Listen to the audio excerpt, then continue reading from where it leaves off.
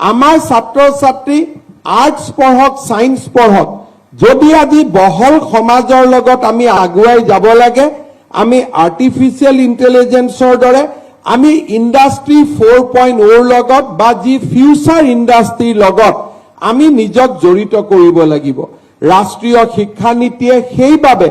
এজন দৰ্শনৰ ছাত্ৰকো অংক শিকাৰ অনুমতি প্ৰদান কৰিছে এজন বুৰঞ্জীৰ ছাত্ৰকো কেমিষ্ট্ৰি শিকাৰ অনুমতি প্ৰদান কৰিছে মই ভাবো যে আমাৰ স্কিলৰ যি বিবৰ্তন আছে সেই স্কিলৰ বিবৰ্তনৰ মাজত থাকি অত্যাধুনিক প্ৰযুক্তি সম্পন্ন স্কিল মানে অকল শ্ৰমিক হোৱাই নহয় স্কিল মানে আটাইতকৈ ডাঙৰ উদ্যোগটোত সেমিকন্ডাক্টৰ প্ৰস্তুত কৰা ব্যক্তিজনো এটা স্কিলে গতিকে মই ভাবো যে ফিউচাৰ ইন্ডাষ্ট্ৰিৰ স্কিলৰ ক্ষেত্ৰতো আমাৰ বিশ্ববিদ্যালয়সমূহে কাম কৰিব লাগে যাতে উদ্যমিতা আৰু এটা মূল শিক্ষাৰ মাজত সমন্বয় স্থাপন হ'ব পাৰে উদ্যমিতা আৰু মূল শিক্ষাৰ সমন্বয়েহে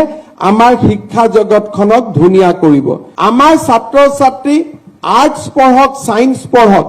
যদি আজি বহল সমাজৰ লগত আমি আগুৱাই যাব লাগে আমি আৰ্টিফিশিয়াল ইন্টেলিজেন্সৰ দৰে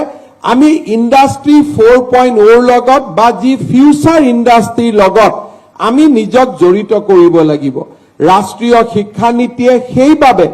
এজন দৰ্শনৰ ছাত্ৰকো অংক শিকাৰ অনুমতি প্ৰদান কৰিছে এজন বুৰঞ্জীৰ ছাত্ৰকো কেমিষ্ট্ৰি শিকাৰ অনুমতি প্ৰদান কৰিছে মই ভাবো যে আমাৰ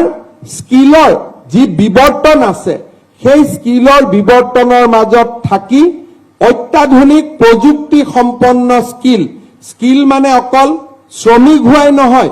স্কিল মানে আটাইতকৈ ডাঙৰ উদ্যোগটোত সেমিকন্ডাক্টৰ প্ৰস্তুত কৰা ব্যক্তিজনো এটা স্কিলে গতিকে মই ভাবো যে ফিউচাৰ ইন্ডাষ্ট্ৰিৰ স্কিলৰ ক্ষেত্ৰতো আমাৰ বিশ্ববিদ্যালয়সমূহে কাম কৰিব লাগে যাতে উদ্যমিতা আৰু এটা মূল শিক্ষাৰ মাজত সমন্বয় স্থাপন হ'ব পাৰে উদ্যমিতা আৰু মূল শিক্ষাৰ সমন্বয়েহে আমাৰ শিক্ষা জগতখনক ধুনীয়া কৰিব